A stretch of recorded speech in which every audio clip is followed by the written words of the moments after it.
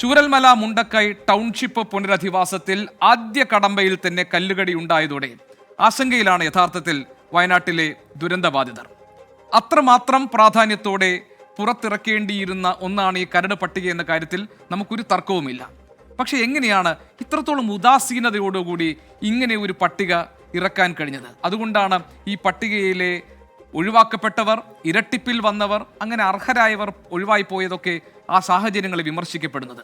ദുരന്തം നടന്ന് 5 മാസത്തിലേക്ക് എത്തുമ്പോഴും പുനരധിവാസ നടപടികൾക്ക് വേഗമില്ല എന്ന പരാതി ശക്തിപ്പെടുകയാണ്. അത് ന്യായവുമാണ്. ജൂലൈ 30 നട്ടപ്പാതിരയിൽ നിന്ന് ഡിസംബർ 22 എത്തി നിൽക്കുമ്പോൾ പുനരധിവാസം ഏതു വിധത്തിലെന്ന് ഇനിയും തീരുമാനമായിട്ടില്ല. ആദ്യഘട്ട ഗുണഭോക്താക്കളുടെ പട്ടികയിൽ തന്നെ പൊള്ളി നിൽക്കുകയാണ് സംസ്ഥാന സർക്കാരും ഉദ്യോഗസ്ഥ വൃന്ദവും. പുനരധിവാസത്തിനായി ഏറ്റെടുക്കാൻ ഉദ്ദേശിക്കുന്ന എൽസ്റ്റൺ എസ്റ്റേറ്റും നെടുമ്പാല HML എസ്റ്റേറ്റും കോടതി കയറി. ദുരന്ത നിവാരണ നിയമപ്രകാരം ഭൂമി ഏറ്റെടുപ്പ് സാധ്യമാകുമെന്ന് പറയുമ്പോഴും അത് എന്നാകും സംഭവിക്കുക? ദുരന്തത്തിന്റെ 5ാം മാസത്തിൽ ഉയരുന്ന പ്രധാന ചോദ്യം ഇതാണ്.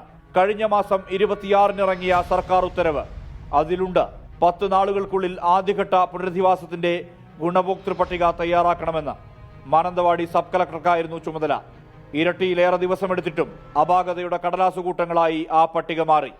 ഇനി എന്നാകും കുറ്റമറ്റ പട്ടിക പുറത്തുവരിക? അതിൽ പഞ്ചായത്തും പ്രാദേശിക സർവകക്ഷി യോഗവും തയ്യാറാക്കിയ 502 കുടുംബങ്ങൾ പരിഗണിക്കപ്പെടുമോ? ഒറ്റഘട്ടമായി പുനരധിവാസം വേണമെന്ന ആവശ്യത്തോട് എന്തു നിലപാടെടുക്കും സർക്കാർ?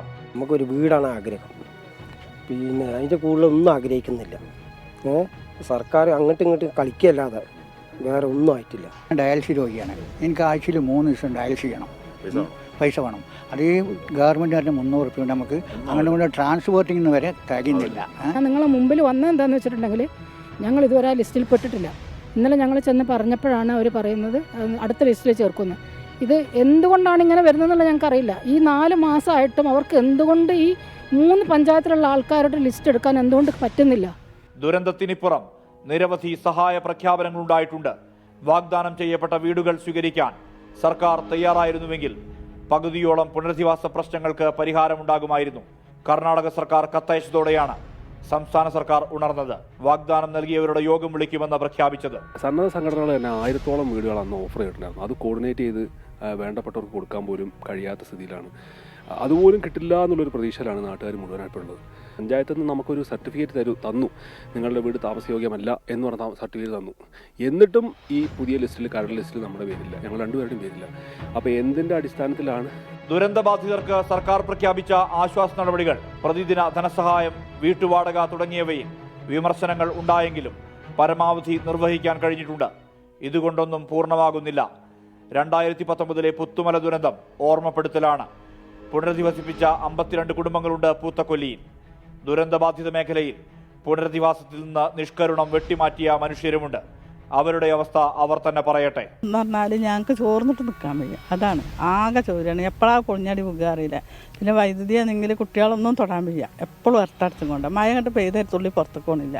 പ്ലാസ്റ്റിക് 3 വാർപ്പായിട്ടാലോ ചോർച്ച നിൽക്കണില്ല. പക്ഷേ ഇതിൽ നിർമ്മാണത്തിൽ വന്ന പാളിച്ചയാണ് ഞങ്ങൾക്ക് വീട്ടിനകത്തിരിക്കാൻ പറ്റത്തില്ല. അതിന് ഏറ്റവും സിമ്പിളായിട്ട് പറഞ്ഞു കഴിഞ്ഞാൽ മഴ പെയ്താൽ കുടചൂടി വീട്ടിൻ്റെ ഉള്ളിലിരിക്കണം. അതാണ് ഞങ്ങളുടെ അവസ്ഥയാണ്. കുട്ടികൾ പഠിക്കുന്ന ആകെ 2 ബെഡ്റൂമേ ഉള്ളൂ. ഞങ്ങൾക്ക് സ്ഥലമൊക്കെ നല്ല സ്ഥലം തന്നെ കിട്ടിയത്. സ്പോൺസർമാർ അവിടെ നിന്നൊക്കെ പിരിവെടുത്ത് കാര്യങ്ങൾ ഞങ്ങൾ ഏറ്റെടുത്ത് ഞങ്ങൾ ക്ലിയർ ആക്കി ചെയ്തു പോയി.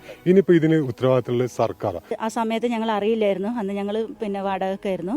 അത് കഴിഞ്ഞ് ഞങ്ങൾ കുറേ കഴിഞ്ഞാണ് ഇത് അറിഞ്ഞത്. ഞങ്ങൾ പേര് ഇതിൽ ഉൾപ്പെട്ടിട്ടില്ല എന്നറിഞ്ഞത്. അന്ന് ഞങ്ങൾ അതിനെക്കുറിച്ച് അന്വേഷിച്ചപ്പോൾ അന്നത്തെ കളക്ടർ പറഞ്ഞത് ഇവിടെ ഒരിക്കൽ കൂടി പരിശോധിക്കണം എന്നുള്ളതാണ്. ഞങ്ങൾ വില്ലേജിലും തഹസിൽദാറടുത്തും കളക്ടറേറ്റിലും എല്ലായിടത്തും പോയിട്ടും ഞങ്ങൾക്കൊരു പരിഹാരം ഇതുവരെ ഉണ്ടായിട്ടില്ല.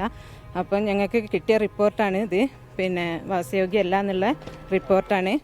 വയനാടിന് പ്രത്യേക പാക്കേജ് എന്ന സംസ്ഥാന സർക്കാർ ആവശ്യത്തോട് മുഖം തിരിഞ്ഞു നിൽക്കുകയാണ് കേന്ദ്ര സർക്കാർ എന്ന പരാതിയും സജീവം. പുനരധിവാസത്തിന് ദുരന്ത പ്രതികരണ നിധിയിലെ തുക പര്യാപ്തമാകില്ലെന്ന യാഥാർത്ഥ്യവും മുന്നിലുണ്ട്. മുഖ്യമന്ത്രിയുടെ ദുരിതാശ്വാസ നിധിയെ ഏതുവിധമാണ് വിനിയോഗിക്കാൻ പോകുന്നതെന്നും വ്യക്തത വരേണ്ടതുണ്ട്. രാജ്യം കണ്ടതിൽ വെച്ച ഏറ്റവും മികച്ച പുനരധിവാസം എന്നാണ് സർക്കാർ പ്രഖ്യാപനം. ആ പ്രഖ്യാപനത്തെ നെഞ്ചോട് ചേർത്തവരാണ് ദുരന്തബാധിതർ. അവരോട് നീതി പുലർത്താൻ നടപടികൾക്ക് വേഗം കൂട്ടണം. ദുരന്താനന്തര ജീവിതം ദുരന്തം ആകരുത്. മനു ദാമോദരനൊപ്പം സുർജിത്ത് അയ്യപ്പത്ത്, 24 വയനാട്. പൊതുജനം കഴുതയല്ല സാർ. അതെ, പൊതുജനം കഴുതയല്ല. പക്ഷേ പല സന്ദർഭങ്ങളിലും കഴുതയാക്കപ്പെടുന്ന സന്ദർഭങ്ങളും സാഹചര്യങ്ങളും നമുക്ക് ഉണ്ടാകുന്നുമുണ്ട്. നമുക്കറിയാം, ഈ പ്രകൃതിക്ഷോഭങ്ങളും പ്രകൃതി ദുരന്തങ്ങളും ഒന്നും നമ്മൾ നേരത്തെ മുൻകൂട്ടി അറിയുന്നതോ അതിനനുസരിച്ച് നമുക്ക് രക്ഷപ്പെടാൻ വഴിയൊരുക്കാൻ പറ്റുന്ന കാര്യങ്ങളൊന്നുമല്ല. കാരണം ഒരു അപകടം സംഭവിക്കുന്നത് പോലെ അപ്രതീക്ഷിതമായി തന്നെയാണ് ഇത്തരം സംഭവങ്ങൾ നമ്മുടെ ജീവിതത്തിലേക്ക് വരുന്നത്. പക്ഷേ അതിനുശേഷം അതിനെ അതിജീവിച്ചു വരുന്നവരെ സംരക്ഷിക്കാൻ, അവരെ ആശ്ലേഷിച്ച് നിർത്താൻ, അവരെ പുതിയ ജീവിതത്തിലേക്ക് കൈപിടിച്ച് നടത്താൻ, അവർക്ക് ആത്മവിശ്വാസം നൽകാൻ, അവർക്ക് പ്രകാശത്തിലേക്ക് ഇനിയും ദൂരമുണ്ടെന്നും അവിടേക്ക് പോകാൻ ഒപ്പമുണ്ടാകുമെന്ന് ഉറപ്പ് നൽകാനുള്ള ഉത്തരവാദിത്വവും ബാധ്യതയും സംസ്ഥാന സർക്കാരുകൾക്കുണ്ട്, അധികൃതർക്കുണ്ട്, കേന്ദ്ര സർക്കാരിനുണ്ട്, തദ്ദേശ സ്ഥാപനങ്ങൾക്കുണ്ട്. അത് കൃത്യമായി നിർവഹിക്കപ്പെടുന്നില്ല എന്നതാണ് സത്യത്തിൽ നമ്മുടെ നാട്ടുകാരുടെ ഒരു ദുര്യോഗം. അതിന് നമുക്ക് അത് ചോദ്യങ്ങളായി ഉയർത്തിയേ മതിയാകൂ. വയനാടിനൊരു സ്പെഷ്യൽ പാക്കേജ് എന്നത് ഒരു രാഷ്ട്രീയ ആവശ്യമല്ല, അതൊരു മാനുഷികതയിൽ നിന്നുകൊണ്ടുള്ള ആവശ്യമാണ്. അതുകൊണ്ടാണ് രാജ്യം കണ്ട ഏറ്റവും വലിയ ഒരു ദുരന്തം അനുഭവിച്ച് അതിനെ അതിജീവിച്ച് ഉറ്റവരും ഉടയവരും നഷ്ടപ്പെട്ട് ഇനി എന്തിന് ജീവിക്കണം എന്നിവരെ കരുതിയിരിക്കുന്ന ജനങ്ങൾക്ക് കിടക്കാൻ ഒരു കിടപ്പാടം പോലുമില്ല, ഒരു 5 പൈസ എടുക്കാൻ വേണ്ടിയുള്ള ജോലി അവരുടെ മുന്നിലില്ല. ഇങ്ങനെയെല്ലാം കഷ്ടപ്പെടുന്നവർക്ക് മുന്നിൽ പുനരധിവാസം എന്നത് നമ്മൾ പറയാൻ തുടങ്ങിയിട്ട് കുറേ നാളുകളായി, അവരെ എല്ലാ രീതിയിലും സംരക്ഷിക്കുമെന്ന് ഉറപ്പ് നൽകാൻ തുടങ്ങിയിട്ട് കുറേ മാസങ്ങളായി. എന്നിട്ടും ഒന്നും എവിടെയും എത്തിയില്ല എന്ന് മാത്രമല്ല, അവർക്ക് വേണ്ട പുനരധിവാസം ഒരുക്കാൻ വേണ്ടി കരട് പട്ടിക തയ്യാറാക്കുമ്പോൾ അതിൽ പോലും കൃത്യതയോടുകൂടി അർഹരായ ആളുകളെ ഉൾപ്പെടുത്തിക്കൊണ്ട് അവരോട് നീതി കാണിക്കാൻ പോലും നമുക്ക് കഴിയുന്നില്ല എന്നത് അങ്ങേയറ്റം പ്രതിഷേധാർഹമാണ്.